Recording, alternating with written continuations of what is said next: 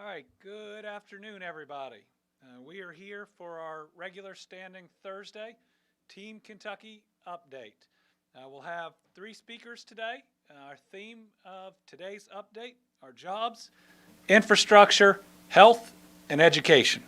We're going to start with jobs. So last week came right after the monthly KEDFA meeting. So we announced a number of great job-creating projects across the state, going everywhere from Eastern Kentucky in Beattyville to Katie's in Trigg County. And we had a number of our new CEOs there with us. But I wanted today to put a spotlight on one that wasn't quite set as of last Thursday and was announced on Friday. And that's Connor Logistics, Inc., that is relocating its corporate headquarters from California to Somerset. Connor Logistics, Inc., or CLI, is a third-party logistics provider that partners with major national logistics companies to provide fulfillment, warehousing, transportation, and same-day courier services. Their Pulaski County headquarters is going to start with 20 quality job opportunities with strong wages for Kentucky residents, including executive and managerial positions. The new location is going to position CLI to better serve customers across the U.S., especially the eastern half of the country. It continues our wins on the logistics side because of our ability to reach a large portion of the population in a one-day drive. The project includes a starting investment of $1.3 million, but this is really just a start for here in Kentucky.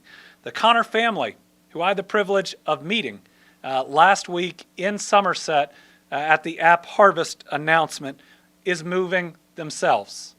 It is exciting to have this family running the company, moving its headquarters from a place like California and setting deep roots in our Commonwealth. And let me tell you, they have big plans that we talked about, and I can't wait to see their success. Distribution and logistics is more than just a key industry in the Commonwealth. It is one that is truly driving us. Kentucky is home to more than 580 distribution facilities that employ nearly 78,000 people. This is a substantial presence, and it's only getting bigger. Since the start of last year, distribution and logistics companies have announced 30 new location and expansion projects in Kentucky. Those are going to create roughly 2,000 new full-time jobs, and it's about $300 million of investment just in that industry. Past 15 months have highlighted the importance of the industry and its strength in the state, and companies like CLI will continue to play an important role as we don't build back where we surge past even our pre-COVID economy. So I want to thank Sean and Megan Connor. It was great to meet them. They are excited to be in the Commonwealth. That is neat to see. Group moving their headquarters, truly excited about the opportunity, and we look forward to everything that they are going to add to the Commonwealth. We say it each time, buckle up, Kentucky, we're going places. This month, we expect some jobs announcements that are going to blow your socks off. They are really exciting, and they're just going to continue. And let me say that they're also happening all over the Commonwealth.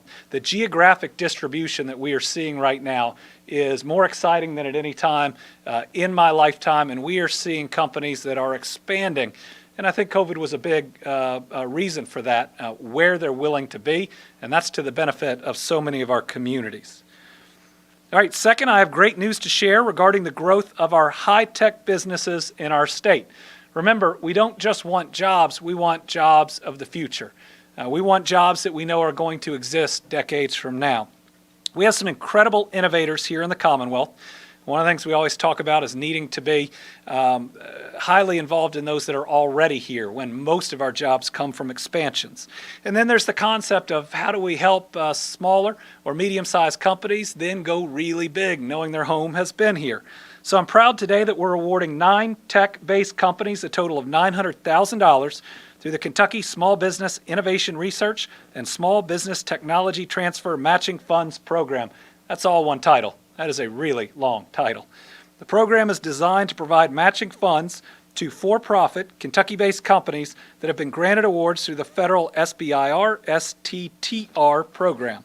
So the state's matching funds complement nearly $4.8 million of federal funding awarded to these companies through this program. This is an important program for our state for a number of reasons. It promotes high-tech research, development, and commercialization right here in Kentucky, but it also helps provide terrific opportunities for our residents by spurring job creation in high-paying fields. I've said many times we have what it takes to establish Kentucky as a leader in technology as we move forward. This program is a key to doing it. Just think about all the tech companies that started in somebody's garage. They've become almost legendary. They've even built out now so much of the professional infrastructure of many of our cities around the country. We've got to make sure that our entrepreneurs are having these opportunities too. So I'm going to quickly run through the list of awardees for this cycle, as you can see, staggered around the state. They are Active Therapy Systems in Nicholasville, Adelphi Technology in Bowling Green, Health Tech Solutions, Inc., Omni Life in Lexington, Hitron Technologies in Lexington, Inquiry Technologies in London, Kentucky Imaging Technologies in Louisville, MEMSTEM in Louisville, Veriglow in Lexington, and Wild Dog Physics in Lexington.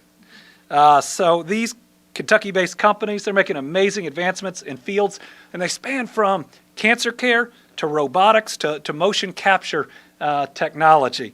So I'd like to highlight the work of just a couple of them, again, to give an idea for Kentuckians about some of the innovation that's going on. So Active Therapy Systems, that's the one in Nicholasville, is developing technology to deliver personalized, automated, and adaptive physical therapies for people with Parkinson's disease, serving as a virtual coach for those patients. Meanwhile, Health Tech Solutions in Lexington is addressing the need for efficient communication software technology for organ procurement organizations and transplant centers. Those could significantly improve the use of donated kidneys and raise the number of viable, currently unused organs that could otherwise be successfully transplanted, reducing waste, but more importantly, saving lives. And then Kentucky Imaging Technologies out of Louisville is working to combat colorectal cancer by developing a system that more accurately detects polyps in a patient's colon, with the ultimate aim of providing unprecedented accuracy in this area. These are important, potentially life-saving technologies, and they're happening right here. This is a program that hopefully helps take it to the next level. We look forward to one and or all these companies becoming that next technology juggernaut right here in the Commonwealth. All right, so moving from jobs, job creation, to infrastructure. We've talked a whole lot about some of the federal infrastructure through the American Rescue Plan Act. And let me today just briefly state my support for the bipartisan, let me say that word again, bipartisan infrastructure agreement that needs to now work its way through as legislation in Washington, D.C. First, we need something bipartisan coming out of Washington, D.C. It'd be good for all of us. But the dollars that it puts into roads and bridges, and this morning we were unveiling electric buses through the Volkswagen settlement I did as Attorney General in Louisville. It puts money into electrification. These are huge needs that polling shows everybody across America agrees with, regardless of party. We need that to move forward. But one way that we can make a better Kentucky through our current means is by improving and maintaining our streets and roads and other parts of our transportation infrastructure. Today, I'm happy to announce discretionary funding for 177 such projects in dozens of Kentucky cities and counties. These projects amount to more than $11.8 million, money that will be used to reimburse 46 local governments after they administer the work on these projects. Most of the projects involve resurfacing of deteriorated roadways. Local governments will be patching and sealing, completing storm drain projects, performing slide repairs, and in one case, adding a much-needed connector road for economic development. The funding brings our administration total to $17.3 million thus far in discretionary spending in 2021 and $33.2 million since January of 2020. Today's projects were evaluated by the Transportation Cabinet staff, and they include things like safety, traffic volume, and economic impact. Local governments then applied for the funding from the Department of Rural and Municipal Aid within the Transportation Cabinet. So again, let me just cite a few examples of how we're using these monies to ultimately build up the infrastructure in needed areas in Kentucky. So let's start in the city of Cynthiana. Waterworks Avenue in Cynthiana has been heavily damaged by flooding on the South Licking River. Erosion of the embankment has been so severe that this city street has been reduced to one lane of traffic. So we've announced our approval of $211,325 for repairs and stabilization of that road in Cynthiana. In Bourbon County, a second access road is badly needed to and from the rapidly growing Paris-Bourbon County Industrial Park. Getting that next job creator, that next business to move to an industrial park requires that we have the necessary infrastructure to it. So we've approved $575,000 for the construction of a half-mile extension that will connect an existing industrial park road with the Paris bypass, which is US 68. That's going to help with increased freight traffic, also employee traffic. One more quick example. In the city of Warsaw, we've approved $162,000 towards the cost of new storm drains on East Main Street. That's the type of infrastructure that's essential to health, to safety, and we've seen far too many of our cities and towns actually underwater in the last year. This is making sure that that's not going to continue. So let's move to health. We've gone from jobs to infrastructure to health, and yes, we're going to focus significantly today on COVID and some really good news first that came out about immunity and how long it may last. So on Monday, scientists reported that the Pfizer and the Moderna vaccines set off a persistent immune reaction in the body which may protect individuals from COVID-19 for years. I just want everybody to think about that, right? We ended up with vaccines in less than a year after a 1 in every 100-year pandemic hit. That is a miracle. Second miracle on top of it is how effective they were. We were hoping for something maybe like the flu shot, and we got 90+% effective, and now 88% effective against the Delta variant after your second shot. And that's even the most aggressive variant. But this new news, again, if it holds and they don't have data for the J&J vaccine, means on the first try we not only got vaccines, some of the most effective vaccines ever, we got vaccines that may last for years. That is really exciting. It suggests the majority of vaccinated people will be protected in the long term, and it may impact whether boosters are needed. So this is exciting new information. And again, it says that the scientists are doing the work. The companies are developing boosters as needed. We certainly hope this is proven out by more studies, but very, very exciting. Second piece, and I know that came up this week with the WHO, but the CDC director reaffirms that vaccinated people in the U.S. don't need masks in most situations. You may choose to wear one. You can think through the risks that you are willing to take or to not take, and then your own personal health, your immune system is something that you ought to factor in. But on Wednesday, CDC Director Walensky reconfirmed that fully vaccinated people do not need to wear masks in most situations. WHO makes recommendations for the entire world. And we're blessed in the United States, whether it is the hospitals that we would go to, the care that we can get, the treatments that we have, the vaccine distribution network that we have all built.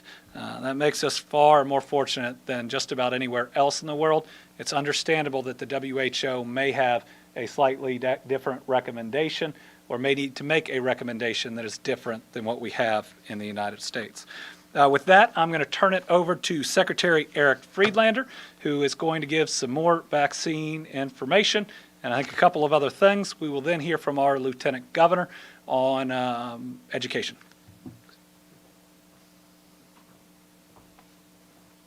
Thank you, Governor. Thank you, as always, for your leadership.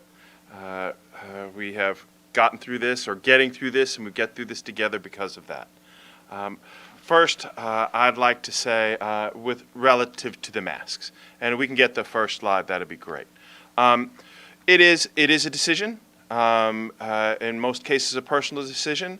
One way you can make an informed decision about that, and it's a way that I do it, is I go to the KY COVID-19 website and look at our county positivity rates and look at our county vaccination rates, and I'll make a decision about that, even though I'm fully vaccinated, about whether I'll wear a mask or not. The other thing, as the governor mentioned, there are some certain areas like healthcare, as well as public transportation, where we're still asking people to wear masks. I was walking into a healthcare facility the other day, got almost to the door, and had to turn around and go back to my car and get my mask. But I did go back to my car, and I did get my mask, and I think that's an important thing to remember. I, too, have a theme today. My theme today is Get Vaccinated. You're going to hear this again and again and again as I talk. This slide shows how important it is for us to get vaccinated. If you are vaccinated, as the governor said, these are scientific miracles. If we get vaccinated, we drive down these rates. We drive down hospitalizations. This is the most effective thing you can do. Get vaccinated. We have a positivity rate that is stable. Yesterday we were at 1.98%, a good number, and we've continued to see the week-over-week declines. I think we're going to see a stable week coming up next, but that says, what that should say to us all is get vaccinated. It is important for us to do that. That's what's driving this number. That's what's driving this number. So, when appropriate, wearing masks, making sure we get vaccinated, these are the most important things we can do. And we've been doing well in Kentucky. We are about middle of the pack in terms of states and vaccination rates. It's important that we do that.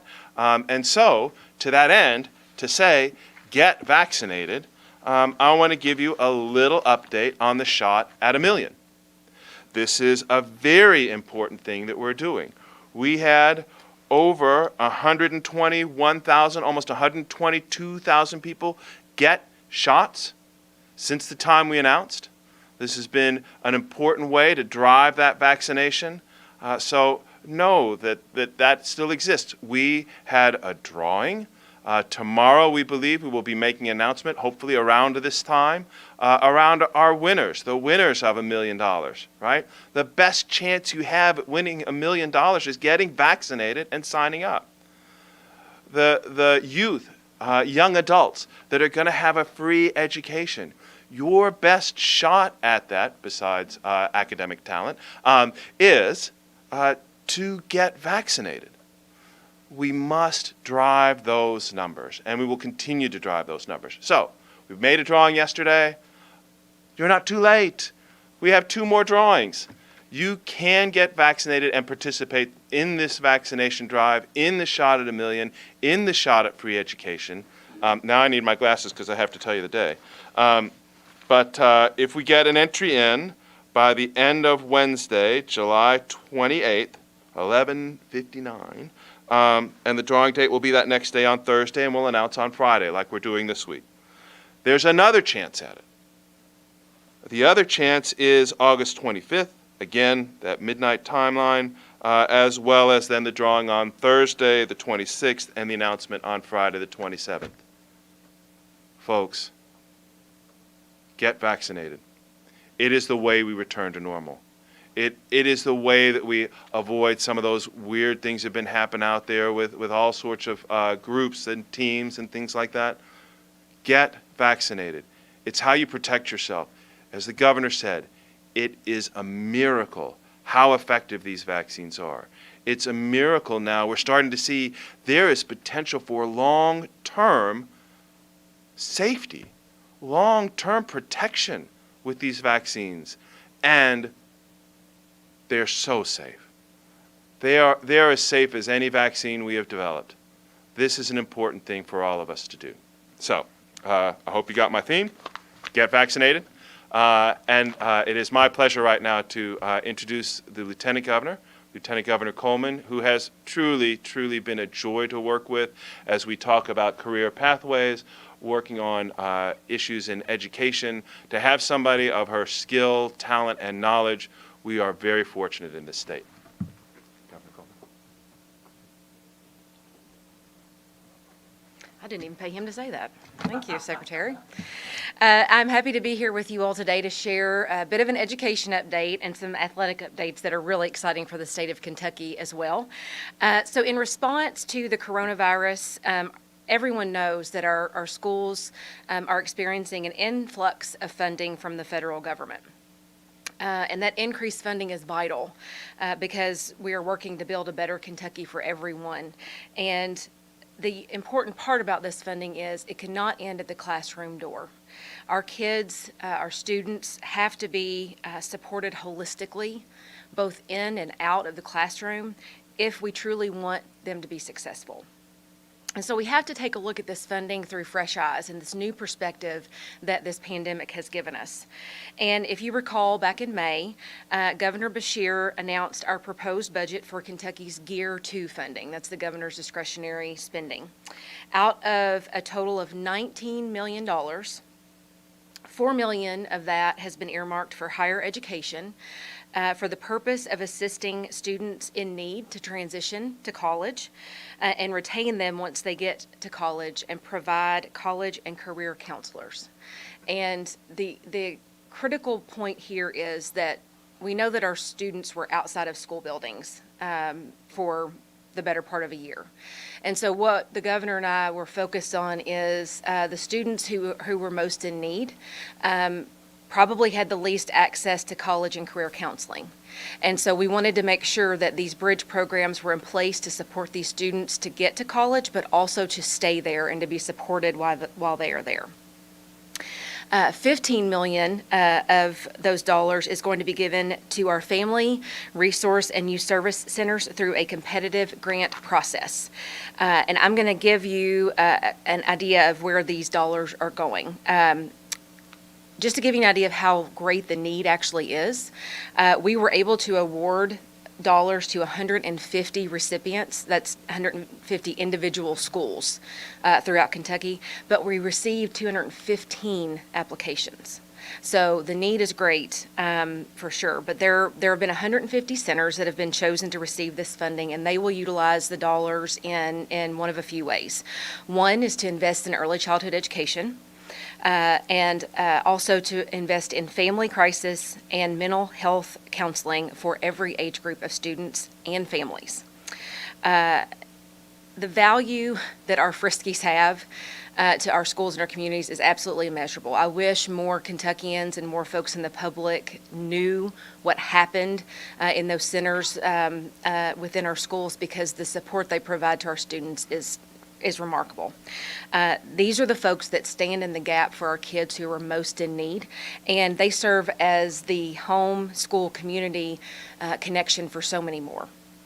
So providing these services to Friskies is actually going to have a compounding effect. It's going to create a ripple effect throughout the communities. Because if Friskies have the dollars they need to support these critical services for our kids and their families, then they'll also be able to build community partnerships and bridge those partnerships with the schools. And here's the best news: when they do that, it frees up teachers to teach, which is what we want happening, and making sure that teachers have the ability to do that and focus on curriculum when the kids are in their classroom.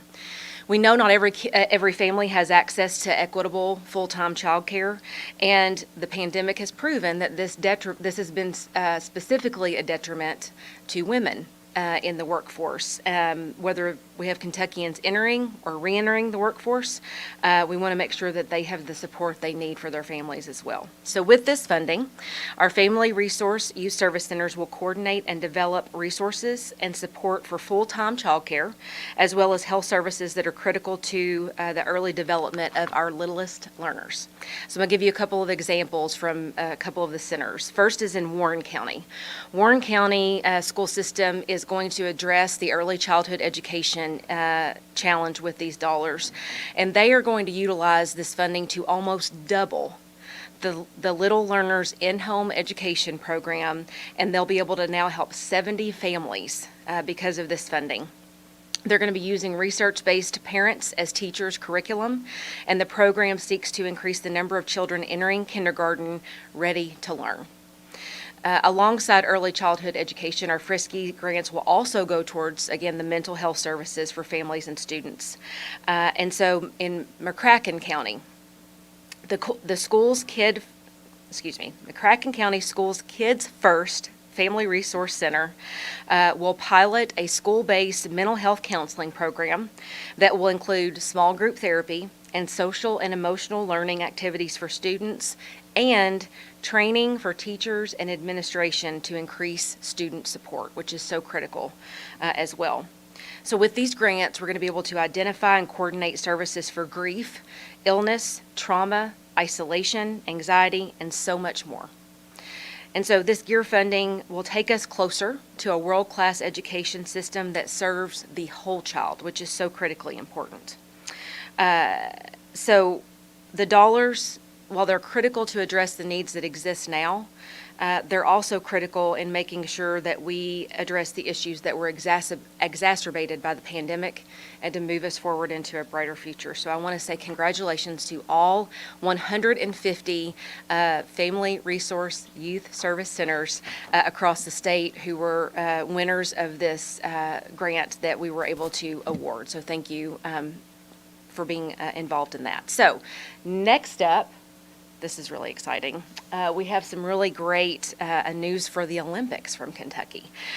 Former University of Kentucky track star Sydney McLaughlin had a world record performance on Sunday when she qualified for the Tokyo Olympics.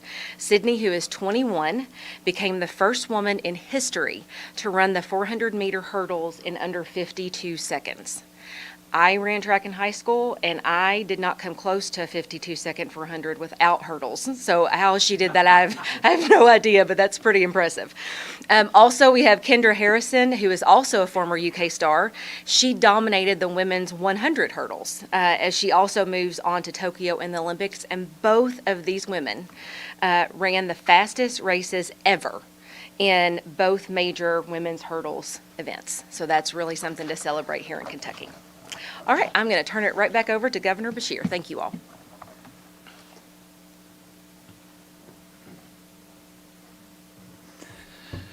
I was not asked to run track in high school.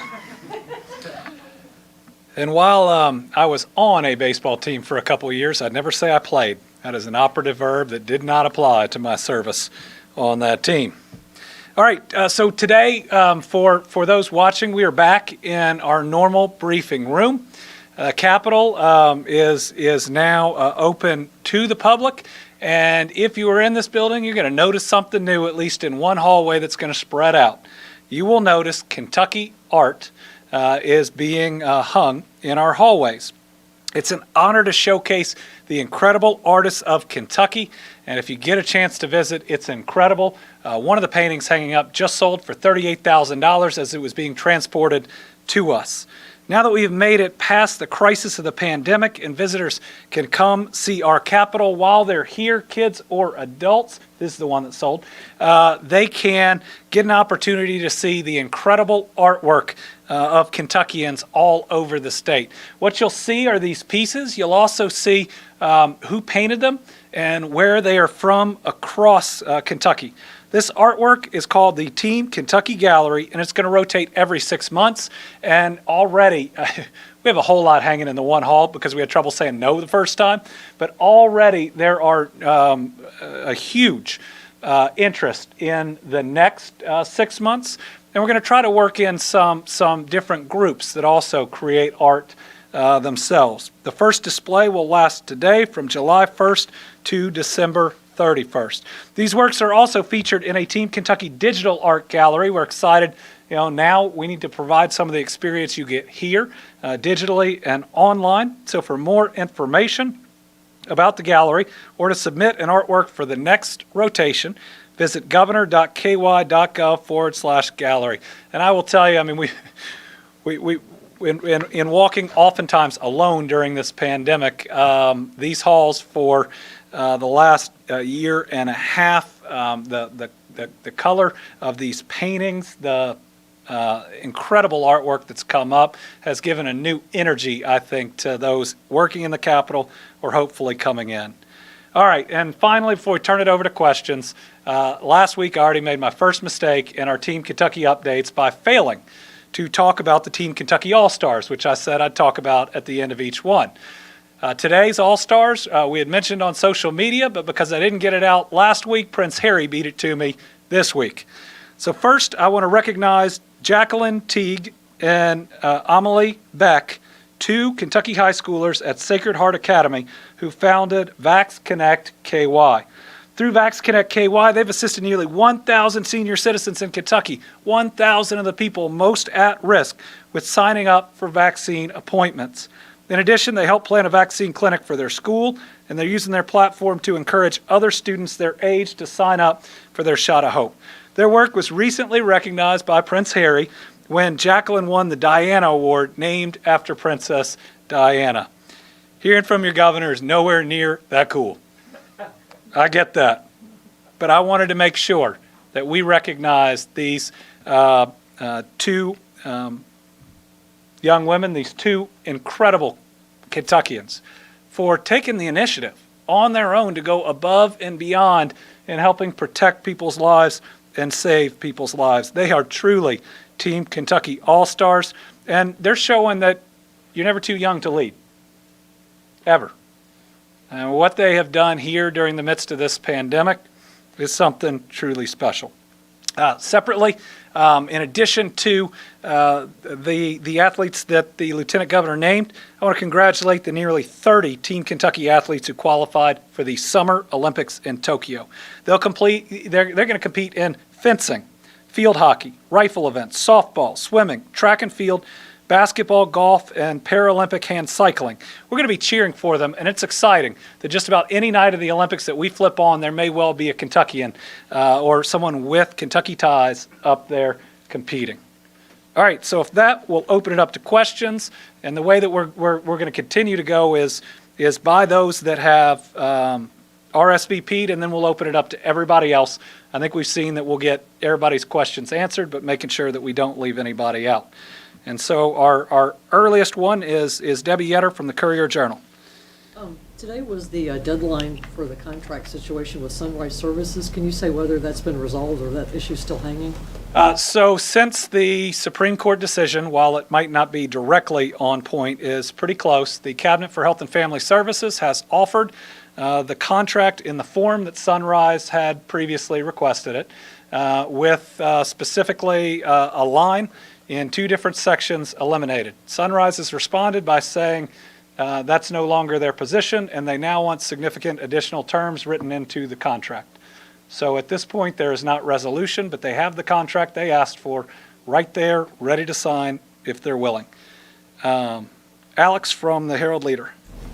Yesterday, the cabinet told me that 23 cases of the Delta variant have been confirmed in Kentucky, which isn't a ton, obviously. Can you say where those cases were, whether any of the people diagnosed were vaccinated? And I guess what would have to happen? Your office said that you all aren't reconsidering mask guidance at this point. What would have to happen for you to reconsider reissuing a recommendation? So we'll see which of that information we can get you. One thing that we'll try to check is vaccinated versus unvaccinated with that. Can you put up the case chart? So what we've got going on right now that's a little different than some states, but we're pretty excited about is our trends continue to be really positive, by which I mean they're declining. In this pandemic, negative is positive. So we've got cases declining. We continue having people sign up for vaccinations. We're outdoing most of our surrounding states, but not all. Our positivity rate is under 2. To reconsider, we'd have to see those trends certainly turn around, and we'd have to see a concern that we believe would be more than temporary. The thing we're going to get to do is we're going to get to see in other countries, again, whose vaccination rates aren't nearly what ours are, what happens. And so we'll also be looking at that. We're going to watch this carefully. What I can tell people is the Delta variant, yes, it's scarier than the ones that have come before. But if you get both shots of the Pfizer or the Moderna, after that second shot, you're 88% safe. That's better than just about every vaccine on the market. So please go out and get your second shot. Karen Czar. Governor, obviously, with the mask mandate ending and everything, there will be 3 weeks tomorrow. a lot of people I've talked to who are concerned have said, well, now it is difficult to know. You don't know who's vaccinated and who isn't. So you've been traveling a lot more in the last few Right. weeks. How have you and your staff personally felt safety-wise, and do you have any messages going into the holiday weekend? So I have been traveling the last 3 weeks, and it's about my personal mask use and how I feel and messages going into the holiday weekend. I feel comfortable in most settings because I know what the vaccine does for me, how safe it makes me, how much less likely it means that I will contract the virus or to be able to bring it home to my kids. Especially in the last 3 weeks, I've worn a mask very rarely. And part of that is a decision about wanting to show people that I think that the vaccines are effective and safe. There are settings where I do wear it, and I wear that for other people who are in the settings. They are medical settings, so we've gone to a number of treatment centers where we've worn it. If I went into TARC this morning, being a public transportation place, we did it outside, would have worn it there. But what I would say to people heading into the holidays is, if you are vaccinated, you are pretty safe. But if you get nervous, you can put on that mask. Second, get online. You can look wherever you're going. You can look if you're going on vacation in another state, look up the county, see the positivity rate, see the vaccination rate. And most places in Kentucky, you're going to be better off here than there, but we get that people are moving around and make a decision from there. It may be when we get a chance to go on vacation, depending on where we go, that I'll wear one depending on what I see there. But on the flip side, if you are unvaccinated, there's a Delta variant out there, and you should really consider wearing a mask because you are not protected, and the current variant will hit you harder even if you're younger. So the answer is get vaccinated. Tom? Thank you, Governor. Good afternoon to you. I want to follow up on what Debbie asked you. And what were the provisions that changed? Oh, they weren't provisions that changed. They are new provisions that are being asked for. About nothing in the contract will be enforced if it violates A, B, C, or D. Well, if it violates A, B, C, or D, it's already not enforceable. I think they want a new preamble about who they are and what it means. And listen, I'm not trying to make light of any of that, but what we were told and what I believe from the organization itself is that they want to serve kids. And that if we eliminated this language that we were worried violates federal law and now we know doesn't, that they'd sign the contract and accept services for kids. And so I hope they'll put those kids first. That language no longer appears in the contract they've been offered. But this isn't a chance to negotiate for more on top of something. You've gotten what you've asked for. Let's make sure that we can serve them. What's the date at which service will be? We're still placing kids there. Okay. So I knew there was I remember August 30th being mentioned. yeah, we're not cutting that off at the moment. Kids are still being placed there, and I think Sunrise has been a good provider of many services. I will say that there is capacity in this state to make sure that every child that needs help is helped with or without them. Again, the contract that they've asked for, where we always said we were going to look at what federal law is, we've gotten confirmation. They've been offered. So, I hope this is about the kids and not trying to make bigger. I hope it's about the kids. Yeah. I know earlier this year, back in April, you did about $5 million in funding for the traditional infrastructure like roads. But this additional funding, is this a matter of taking it into your own hands and not wanting to wait for the federal government to finish their infrastructure talks? So the dollars we put out today are discretionary funds provided to the Transportation Cabinet and the governor under the state budget. They're provided that way in each and every budget, though over time they've shrank in size. What they are for is for projects that typically are smaller, but oftentimes the need has arisen faster. I think that's Cynthiana project where we've talked about a road now being down to one lane.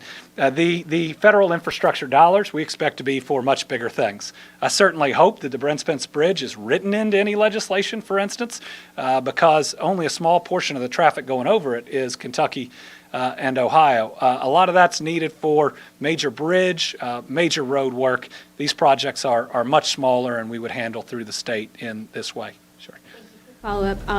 Do you know how many unemployed people receiving benefits so far have taken advantage of that that incentive that you just added, the one-time payments? So the question is the back to work incentive that was requested from our business leaders. In fact, UPS is now pushing it out as one. Houchins was on our original release, and the applications for it aren't open yet because of how long the people have to go in. But we've had some early data from a couple of different sources, and these are of some folks in the room. Can we put that up, James? The first is the New York Times took a look at states that simply cut off the extra $300. They mainly started with Missouri, and what have they found? They found that it did not increase people looking for jobs. In other words, they cut $300 out of people who'd lost their child care, single moms and dads, people who were immunocompromised that really needed that. They cut that out. I guess they were worried about some people who just didn't want to go back to work, and what they have found is the online searches did not go up and, in fact, are below the national average. If what we do is not about red or blue, Democrat or Republican, it's about policy over politics, we should want to do things that work. And the early data coming in is cutting those benefits doesn't work. On the flip end, and this is just one company, they are seeing, they said, a ton of applications right after the announcement. Listen, it's too early to tell. These are obviously, this is anecdotal. The New York Times is a little broader than that. But we think that businesses certainly are excited when they talk to us about it. And that even ranges from business groups that don't like the $300 to begin with. Supported widely out there, and we think that it is going to work. Now, again, it can stir a lot of emotions. It might not be individually the most popular thing, but by now I'm used to making unpopular decisions, and if it helps us get where we need our economy to go, while at the same time not hurting people that are still reeling from this pandemic and continuing to provide the $34 million every week into our economy to places like restaurants and retail that got hit so hard, it appears that this is the correct direction. We're going to continue to watch it. We're going to continue to be flexible. Let me go to Melissa, and then we'll come around for second questions. So you've said that the COVID numbers continue to decrease, but our numbers show that they're actually just ticking up a little bit, and that the 7-day average had an increase of 12% yesterday. And so I'm just curious, you can speak to that, and what metrics do we need to be looking at to establish a level of concern right now? Well, we wait the full week because as you've noticed, how the numbers are coming in is changing and hadn't fully leveled out. And that's the weekends that we used to be working when the pandemic was at its height.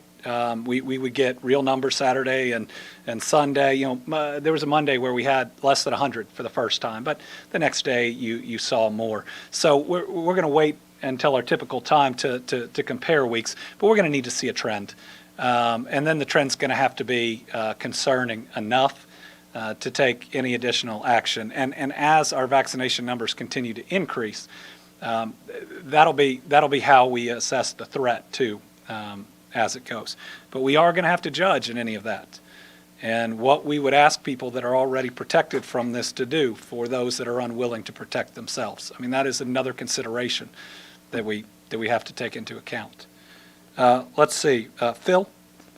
Governor, there are still some healthcare providers in the state, maybe all of them, that are requiring you to get a test and then be quarantined in some procedures, and they don't even ask if you've been vaccinated or not. Huh. Is that a concern of yours, that when you go in for a procedure, like an outpatient procedure, Right. there's no questions? Some people have told me this has happened. They don't even ask if they're vaccinated, but you still have to be a test. Like, the vaccinations don't even matter. Is that a concern of yours? Well, this is the first I've heard of it, and I would want to talk to those providers just to know what's behind those decisions. If they have a worry about what it would do to workforce and the number of people that may be waiting on procedures or outpatient, but without more information, I want to make sure I talk to them. Certainly there's a huge difference if you're vaccinated and unvaccinated, so I'd want to hear what those reasons are. At the same time, I want to give a lot of flexibility to our healthcare providers who have lived this thing every day, have seen what it does, and I don't want to judge cautious decisions they make until we truly know the why. Let's see. Do we have Michael Cadigan? Yeah, Michael.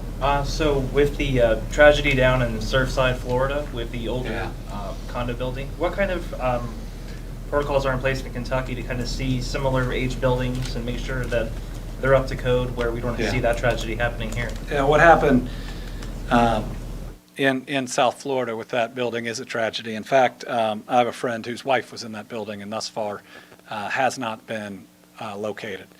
Certainly, we have housing building construction, different areas in our state government and local that do this work. We are redoubling. Looking back, we're going to try to make sure while this didn't occur here, that we learn lessons from it about what extra needs to be done. It is, you see the pictures and it's almost hard to believe that a building could collapse in the United States of America. And we need to make sure, certainly here in Kentucky, which I'm responsible for, that we're not cutting corners and that doesn't happen here. All right, anybody I missed? Okay, we'll come back. Yeah. Charles Booker announced his candidacy this morning to unseat Rand Paul. Are you going to publicly endorse him? I believe that Charles Booker is a strong candidate. I believe he is very passionate. He has put a very good, very professional team around him. Since I've become governor, I've not endorsed in a single primary, and it is still really early. But I don't want that to be confused or there to be any question that I don't think that Charles Booker is a very good candidate. Yes? Governor, I've gotten questions from several organizations who are meeting with their boards and planning events coming up late summer, early fall, and figuring out their protocols safety-wise. There's been some confusion and concern. Can they legally ask people to prove they are vaccinated in order to participate? Can they not? What do you say to them? I have not seen a single decision, and certainly there isn't a law that I'm aware of on the books that would prevent a private entity or a private event from requiring people to be vaccinated. Yeah. Can we go back to just talking about COVID for a little bit? A lot of people have kind of put it behind them with the fact that so many people are vaccinated. Why is it so important for you to continue having these weekly briefings and to continue talking about the data, even though we're trending downward? So we saw during COVID that there was a real hunger and need for myself and the administration to be able to both directly communicate to Kentuckians about lots of things going on, COVID being the most important at that time, while at the same time ensuring that we involve an independent media and how we do that. We are continuing that by having a standing weekly press briefing and Team Kentucky briefing, which is what we're doing here. I believe I'm the first governor to do that. What that does is let us talk about things that we're excited about or that are of concern going on in the Commonwealth, at the same time opening up to any and every question that could be asked. I think it's a healthy way to approach it, which again, we're all looking for ways, all of us, media, government, and so many others, to engage people and to get people real information that can be verified and questioned. And in a day and age where some people get all their news from a buddy on Facebook, we think that this is an important way to try to get facts out. I still believe in facts. So these are going to continue maybe throughout even next year? Yes, our plan, and unless we're out of town, is to have them every Thursday. And that will mean sometimes we push some information to Thursday so we can do it in an organized fashion. But it also means that the governor's answering questions every Thursday. Somebody's a millionaire today. Do they know yet? So I can't talk about where we are exactly in that drawing, but I am really excited. We got a Kentuckian that is going to, before taxes, win $1 million today. We're going to have 5 young adults in Kentucky that are going to ensure that they can pay for their higher education of their choice. It's a sprint from when the drawing is done to ensuring all the verifications are done. This is our first time. Feel good about how it's going. I look forward to tomorrow when we're able to announce it. Have you seen the vaccine numbers rise a lot since that announcement? And do you anticipate it to go up again? So in Ohio, they did. But the way that the vaccine numbers come in through Tiberius, that's the federal system, has changed too. And that's because their people are taking off on the weekends now too. So if you've noticed, if you look at them every day, it's 1,000 people vaccinated, 3,000 people vaccinated, 16,000 people vaccinated. And that makes it a little bit harder to see the day-to-day trend. But I am convinced on the numbers since we've announced it that it is spurring interest. And remember, we haven't handed anybody a check yet. That can also spur a little bit of interest. The drawing is conducted by a number of different state agencies together in a pretty long process that is also documented to ensure it is fair. And at least to my knowledge, I don't know anybody has won. So I'm sorry to everybody here. All right. Again, thank you all very much. We'll be back next Thursday.